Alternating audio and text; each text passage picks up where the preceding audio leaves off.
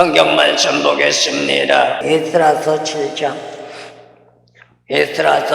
7장 28절 말씀. 또 나로 왕과 그 모사들의 앞과 왕의 권세 있는 모든 방백의 앞에서 은혜를 얻게 하셨도다. 나의 하나님 여호와의 손이 나의 위에 있으므로 내가 힘을 얻어 이스라엘 중에 두목을 모아 나와 함께 올라오게 하였노라. 아멘. 오늘 본 말씀 에스라서 7장 28절 7장 마지막 절 말씀. 에스라는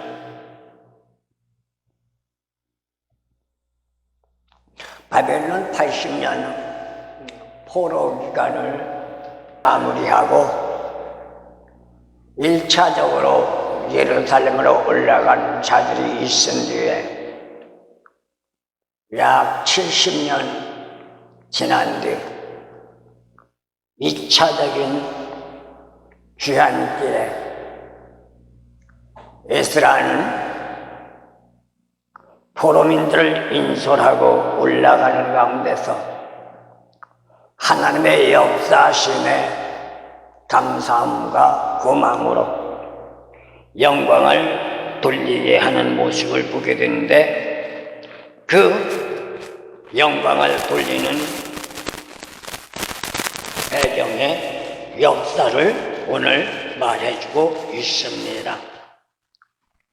왕의 앞에서 권세를 얻게 하고 방백들 앞에서 은혜를 받게 하고 하나님이 에스라의 삶을 지켜주시고 그 결과로 힘을 얻어서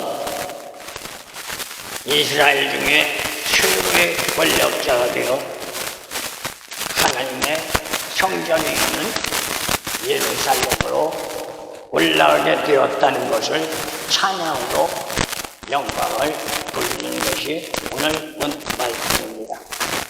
그렇다면 이 말씀은 지난 시간에 이어서 지속되는 말씀인데, 어떻게 본다면 쉬운 것 같으면서도 쉽지 않고 어려운 과정이라고 말할 수 있습니다.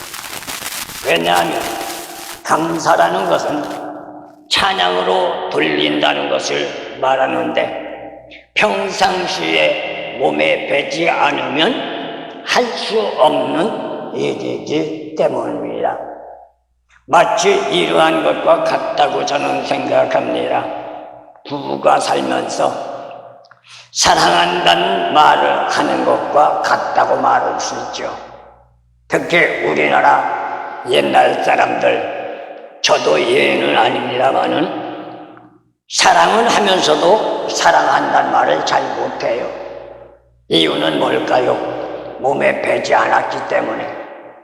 공연히 그런 말을 하면 쑥스러운 것 같고 개면적인 것 같고 낯가지는 것 같고, 그래서 대다수가 하는 말이 꼭 말을 해야 하느냐 보면은 알지, 이렇게들 말하고 있습니다. 예수 믿는 신앙도 마찬가지입니다. 하나님 앞에 감사해야 한다는 것은 다 알아요. 영광을 돌려야 한다는 것도 다 알아요. 그런데 몸에 배서 습관화가 되지 않으면 그게 힘들고 어렵다는 겁니다. 그런데 믿음의 생활에 감사는 또한 똑같다고 말할 수 있죠. 믿는 자로 말씀의 생활화돼서 생활 삶의 말씀에 온전히 적응하지 않으면 할 수 없는 것이라는 겁니다. 그래서 삶의 여정이 인간 자신이 생각해서가 아니라 오늘 성경 말씀에서 에스라가 고백하는 것처럼 나의 하나님 여호와의 손이 나의 위에 있으므로 내가 힘을 얻어, 이런 말씀을 하고 있습니다. 하나님의 함께하는 임마누엘의 축복이 있을 때, 주님의 성령의 역사가 우리와 함께 할 때 우리는 할 수 있다는 거죠. 그래서 예수님도 우리에게 뭐라고 말씀하셨느냐? 요한복음 10장에 가서 보면 성령을 받으라 라고 촉구하셨습니다. 이 10장 22절이죠. 그러나 오늘날 웬일인지 몰라도 신신학자들은 성령을 받는다는 것은 이상한 일이라고 괴담을 터뜨리고 있습니다.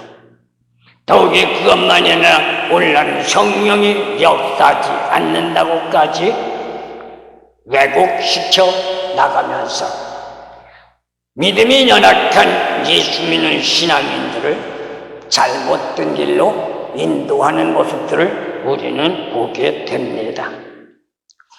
아무리 잘나고 똑똑하고 멋있고 권력 있고 능력 있고 권세가 있다 할지라도 예수 믿는 신앙의 삶 속에서는 하나님의 영 성령이 함께하지 않는 아무것도 이룰 수 없다는 것을 우리는 생각해야만 되는 줄로 믿습니다.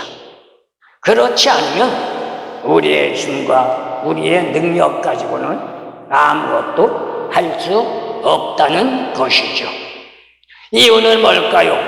우리가 삶의 생활이 변화되는 건 내가 변화되고 싶다고 해서 변화되는 게 아니라 하나님의 영 성령이 우리와 함께하며 우리를 도와주실 때에 변화가 되는데 그건 역시 선물이라는 것을 말합니다. 그렇다면 결론적으로 하나님 앞에 모든 전제 조건은 선물을 받아야 한다는 것이죠. 성령 충만한 역사와 함께 에벤네셀의 도우심의 역사가 없으면 아무리 믿는다고 큰소리 빵빵 친다 할지라도 그들은 아무것도 할 수 없다는 결론이 나올 수밖에 없습니다. 그렇다면 인생 삶의 역사는 뭘까요? 하나님의 은혜라는 거예요. 로마서 5장 15절 에베소서 3장 7절 말씀을 볼 때 은혜는 하나님의 선물이라고 말하고 있습니다. 믿는 자라면 당연히 하나님에게 선물을 받는다는 건 당연지사라고 말할 수 있겠죠. 그러나 아무나 받는 게 아니란 말이에요. 믿는다고, 교회 다닌다고, 직분자가 됐다고, 예배를 드린다고 해서 선물을 받는 게 아닙니다. 그렇다면 어떻게 해야 할까요? 하나님이 주시고자 하는 자만이 받을 수 있는 것이기 때문에 특별한 선물이라고 말할 수 있습니다. 그렇다면 받고 싶다고 해서 받는 게 아니라는 거죠. 하지만 믿는 자들 가운데 능력이 있다는 대다수 사람들을 보면 마치 자신이 능력자인 양 과시하면서 하나님의 영광보다는 자기 자신의 영광부터 돌리는 모습을 보게 됩니다. 그건 진정한 하나님의 은혜의 선물을 받은 자가 아닙니다. 신앙적으로 본다면 만용을 일삼는 불성실한 자일 수밖에 없는 겁니다. 믿는 자가 내가라고 하는 말을 한다는 것은 하나님 영광을 위하는 삶이 아니라 인간 자신의 존귀함을 드러내려고 하는 전제밖에 되지 않습니다. 그런데 문제가 있다면 이러한 표현을 쓰는 순간부터 어떤 문제가 대두되느냐? 하나님의 영광은 배제된다는 사실을 우리는 알아야 합니다. 그런데 오늘 성경 말씀 배경에서 에스라를 보면 어떨까요? 에스라는 그런 사람이 아니었습니다. 모든 삶의 전제 조건을 하나님 영광으로 돌리면서 인간 자신을 전적으로 배제하고 있으니 이야말로 진정한 믿음의 사람이 에스라라고 말할 수 있는 겁니다. 그 결과로 상상할 수 없는 하나님의 도우심을 받아가면서 하나님 사람으로 발돋움할 수 있는 축복이 주어졌던 겁니다. 그렇다면 한 번쯤은 생각해 봐야만 될 줄로 믿습니다. 압제 국가에서 포로민의 신분으로 살아가는 에스라. 그런데도 불구하고 지난 시간에도 말씀드렸다시피 6절 말씀에 나가서 볼 때 왕에게 구하는 것은 다 받았다고 한다는 사실을 볼 때에 얼마만큼 하나님의 영광을 돌리는 사람이었고 하나님 앞에 인정받는 사람이었는가를 말해 주는 거죠. 금방 말씀드린 것처럼 6절을 볼 때 하나님의 역사심 속에서 바사왕 아닥사스다왕에까지 인정받았다는 겁니다. 이게 기독교 신앙입니다. 오늘날 현 시대를 보는 대다수가 인정받기 위하여 자기를 피하랍니다. 내가 이런 사람이야. 내가 이런 능력을 받았어. 내가 이런 학교를 다녔고 이런 학위를 받았어. 내가 재산이 얼마고 내 가진 것이 무엇이고 내가 사회에서 어떤 힘을 가지고 있고 이러면서 자기를 드러내며 자기를 과시하는데 실상은 그 사람 자신이 생각하는 건 그게 드러내는 것이 아니고 그걸 과시하는 것이 아니라 자기를 알아달라는 거죠. 그런데 성경적인 기독교 역사는 이와는 반대입니다. 사람들에게 내가 누구라고 드러내지 않아도 내가 어떤 사람이라고 나타내지 않아도 나를 알아달라고 강요하지 않아도 하나님의 진리 안에서 바로 서 나가 하나님이 인정하시게 되면 하나님이 그 인정하심을 모든 사람들을 통하여 인정받게끔 만들어 주신다는 겁니다. 그런데 문제가 있습니다. 그게 뭔지 아세요? 시간이 걸린다는 거예요. 내가 직접 들어 피하라면 그 순간도 그런 사람입니까? 참 대단합니다. 존경스럽습니다. 라고 인정하고 칭찬하고 대접하고 존경할 수 있지만 하나님이 하실 때까지는 시간과 세월이 흘러야 한다는 겁니다. 그러나 세상에서 내 자신을 드러내며 인정받기를 원했던 것과 하나님이 인정하시고 나를 높이는 것과는 하늘과 땅 차이라는 걸 우리는 잊지 말아야 합니다. 그런데 오늘 성경 말씀 에스라를 보면 어느 누구 못지않게 박식한 지식을 가지고 있지만 그 지식 때문에 교만하지 않았습니다. 반면에 제사장 가문을 가지고 있었지만 자기의 가문의 전제 조건을 드러내며 자랑도 하지 않았습니다. 다만 하나님의 영광을 위하여 겸손하게 헌신과 봉사와 충성을 아끼지 않는 성실하고도 참신한 신앙인이었다는 것을 말합니다. 그렇기 때문에 믿음의 사람이 취할 것은 뭘까요? 덕목이에요. 아무리 능력과 권능과 은혜를 받고 기적과 이적을 행한다 할지라도 덕목이 없다면 그것은 아니 받음만 못합니다. 겸손하고도 겸허한 삶의 소유자가 되어지지 않으면 부귀 영광을 가지고 있다 할지라도 사람들 앞에서 자기는 큰 소리 친다 할지라도 그 듣는 사람들이 돌아서서 뒤통수를 내고 주먹질을 한다는 것도 우리는 알아야 될 줄로 믿습니다. 그렇다면 모든 것이 하나님의 은혜요, 모든 것이 하나님의 선물이라는 것 때문에 에스라는 고백하기를 뭐라고 고백하느냐? 나로 왕과 그 모든 모사들의 앞과 왕의 권세인 모든 방백의 앞에서 은혜를 얻게 하셨다 누가? 하나님께서 하셨다는 거예요.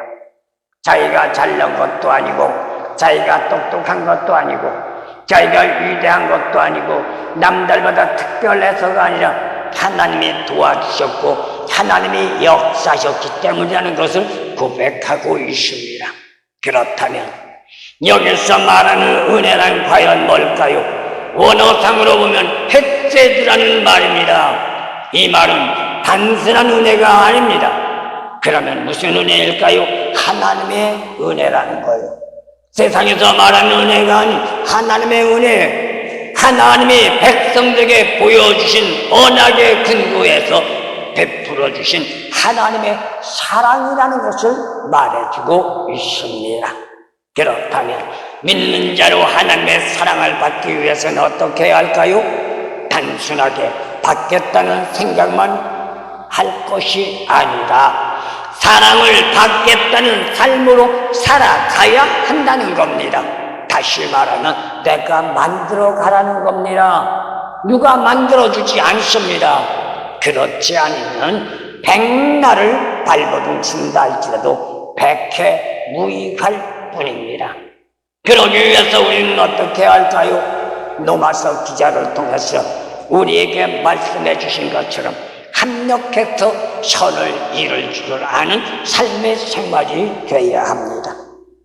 여기에서 합력하여 선을 이루고자 한다면 대다수가 사람과 사람 관계만 말하고 있습니다.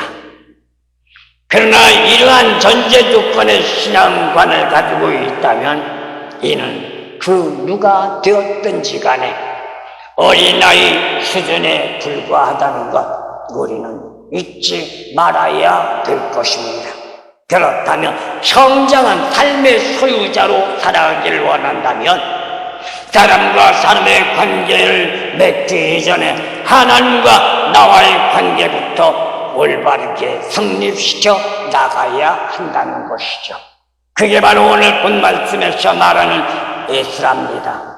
예수는 사람들에게 인정받고 사람들에게 대접받고 사람들에게 칭찬받으려고 했던 것이 아니라 하나님의 영광을 올리기 위하여 압제국가에서 포로민으로 고통스럽고 괴롭고 고난스러운 정말로 벅찬 삶을 살아가지만은 하나님의 뜻과 하나님의 말씀 안에서 영광된 삶을 살기 위하여 부단히 하나님의 말씀을 연구한 말씀대로 삶의 세월에 접목시켜가며 생활한 결과적으로 하나님 앞에 영광이 됐고 그리고 그 결과로 아닥사스다 왕에게 인정까지 받는 축복이 되어서 이제 하나님의 은혜의 축복으로 말미암아 남유다 이스라엘 포로민들을 인솔하고 고향 땅 고토의 땅 예루살렘으로 올라가는 엄청난 역사를 성립시켰던 겁니다. 이유는 간단합니다. 인간 삶의 생사화복까지도 하나님의 선물이라는 것. 그렇다면 사람과 사람 관계가 먼저가 아니라 하나님과의 관계가 우선이라는 것. 그래서 요한 3서 2절에서 말한 것처럼 내 영혼이 잘된 것 같이 범사가 잘되고 또한 강건하기를 내가 원하노라 말씀처럼 먼저 우리가 해야 할 것은 영혼 구원 문제, 생명 구원 문제, 하나님과의 관계, 성립의 문제라는 것 우리는 잊지 마시기를 소원합니다. 그런가 하면 하나님의 역사하시는 것도 어떻게 역사할까요?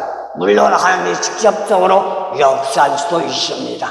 그러나 보편적으로 믿는 사람들에게는 하나님이 직접적으로 역사하는 것이 아니라 사람과 사람을 통해서 역사한다는 거죠. 책망을 하는 것도 징계를 하는 것도 진치를 하는 것도 사람을 통하여 역사한다는 겁니다. 잘못한 자에게 진치할 땐 하나님의 이사야서를 통해서 말한 것처럼 사람 막대기를 들어서 진치하신다는 것도 우리는 잊지 말아야 될 줄로 믿습니다. 하지만 하나님의 관계 성립이 돈독해질 때 역사하신다는 사실도 우리는 알아야 하는데, 그렇다면 어떻게 할 때 하나님이 함께하는 임마누엘의 축복이 주어질 것인가 생각해보지 않을 수가 없는 거죠. 하나님의 뜻에 부합된 삶으로 살아가야만 합니다. 그게 뭘까요? 말씀대로 살라는 얘기예요. 다시 말하면 말씀이 생활화하고 생활이 말씀화가 되는 겁니다.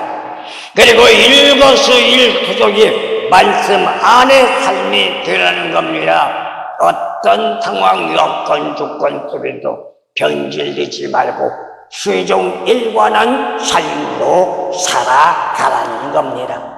그렇게 하기 위해서는 어떻게 할까요? 단순한 게 아닙니다. 쉬운 게 아닙니다. 힘들고 어렵습니다. 왜 그럴까요? 인간 자신은 내가 죽어야만 합니다. 이 말을 예수는 뭐라고 말씀하셨을까요? 요한복음 3장 3절에서 5절 말씀을 나가볼 때 물과 성령으로 거듭나라고 했고, 사도 바울은 에베소 4장 22절부터 24절 말씀을 통하여 옛 모습을 죽이고 새로운 피조물로 거듭나라고 말한 겁니다. 그러면 어떤 역사가 나올까요? 합력해서 선을 이룰 수 있습니다. 그렇다면 여기서 합력하여 선을 이룰 수 있다는 이 말은 누구와 합력하라는 겁니까? 사람과 사람과의 관계도 합력하는 것이 되겠지만 믿는 자는 우선적으로 하나님이기 때문에 하나님과의 관계 성립에 위해서 합력하라는 겁니다. 하나님의 뜻을 이루어라고 하나님의 뜻대로 살고 하나님의 말씀대로 생활하라는 겁니다. 믿는 자가 이러한 삶의 생활로 변화되게 되면 하나님이 아닥사스다 왕의 마음을 움직이셨던 것처럼 오늘날 우리의 삶의 생활 속에 우리의 주위에 있는 못한 사람들의 마음을 움직여서 필요 적절한 삶의 생활로 살아갈 수 있도록 도우심의 축복의 문을 열어주신다는 사실입니다. 이게 복된 삶인 겁니다.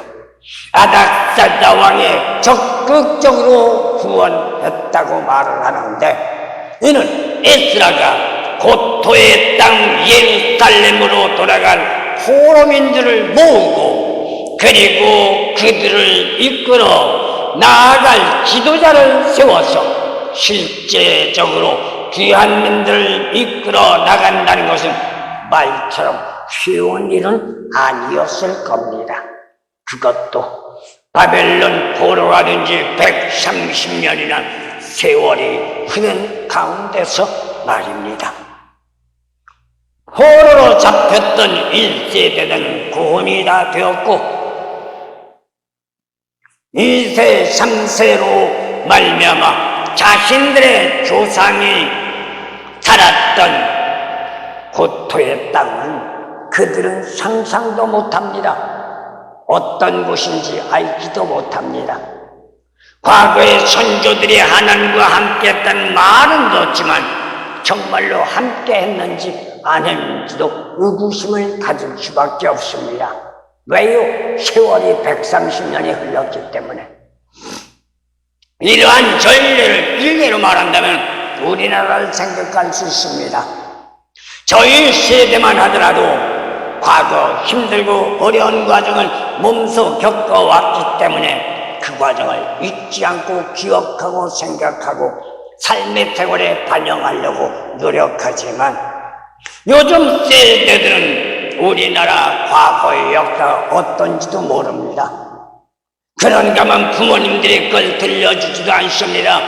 학교에서 역사적인 교육을 가르칠 때 그런 것 제대로 가르쳐주지도 않습니다.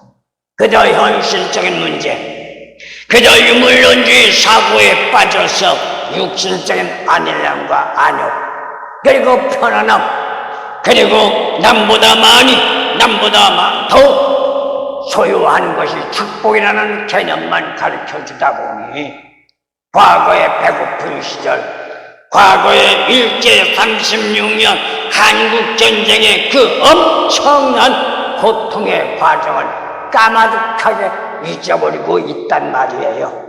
그러다 보니 역사는 왜곡되는 거죠.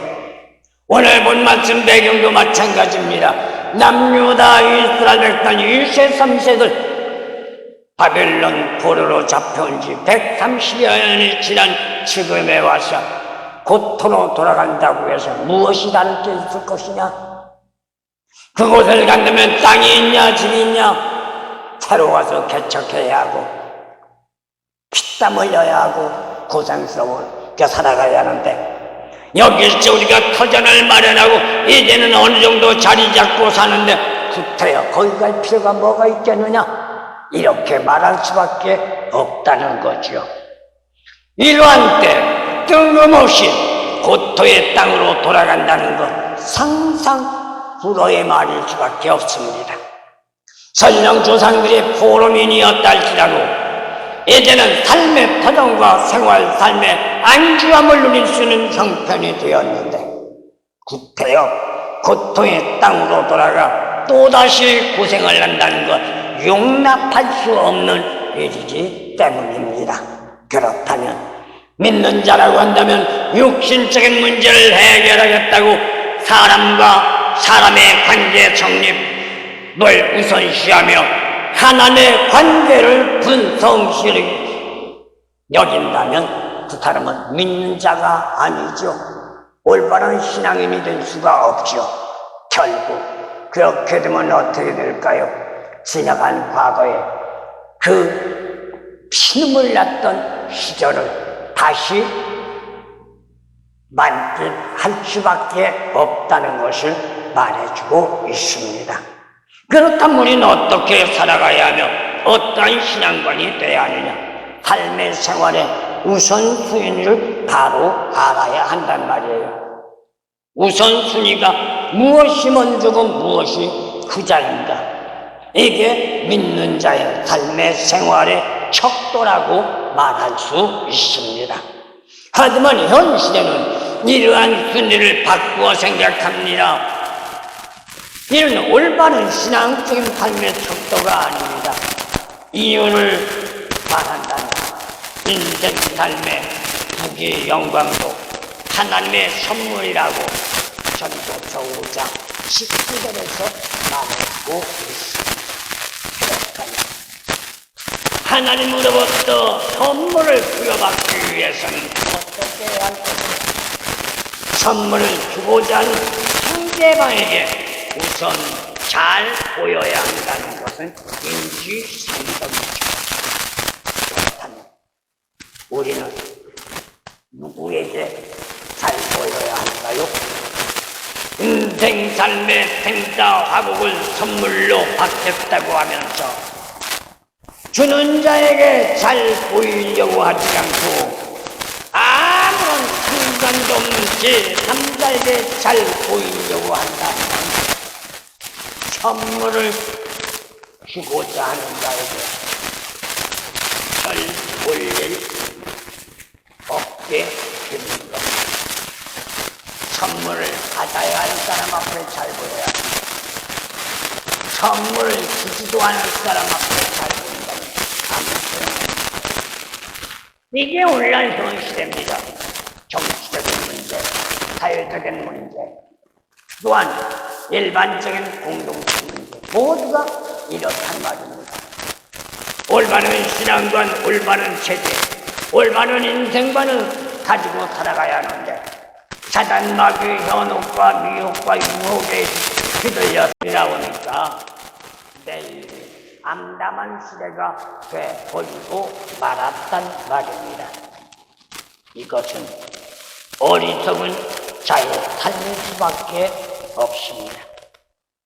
어리석은 자가 다른 사람이 아닌 우리 자신, 아니 나 자신이라는 것을 우리는 알아야 하지만 대다수는 자신과는 아무런 상관이 없다는 것이 먼 산만 바라보고 있단 말입니다.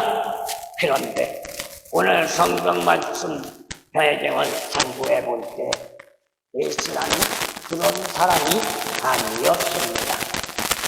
바벨론과 바사 생활이 130년의 세월이 흘렀지만 그래서 그 나라의 문화와 생활 습성에 젖어 살아가는 삶이었다 할지라도 선민의 신앙적인 정신을 망각하지 않았고 힘들고 어려워도 믿음의 진리에 입각한 삶의 생활로 부력했던 자가 바로 에스라였다는 것을 말합니다.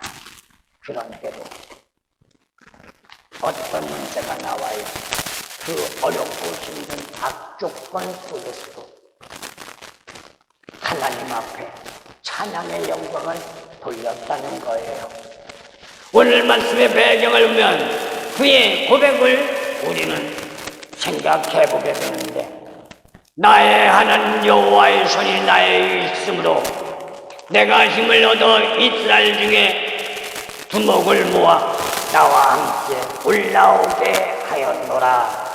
오늘 본 말씀에서 고백하는 내용인 겁니다. 이것이 바로 하나님 앞에 영광의 찬송을 드리는 고백인 겁니다. 어쩌면 에스라만은 아닙니다.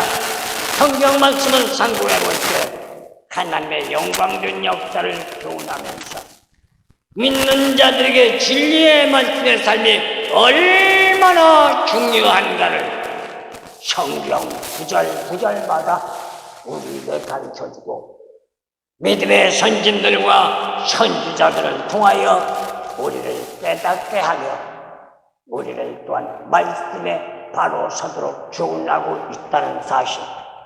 그렇다면 오늘 이 시간에 우리는 힘들고 어려운 와중 가운데서도 하나님의 뜻 안에서 하나님의 영광을 놀렸던 에스라와 같은 신앙으로 우리에게 주어진 신앙의 삶도 그렇게 살아가겠다고 다짐하며 우리 자신들을 뒤돌아보고 성찰하면서 나아가는 길 열어나갈 때 더욱더 하나님 앞에 영광 돌릴 수 있는 저와 여러분들 되어지기를 소원합니다.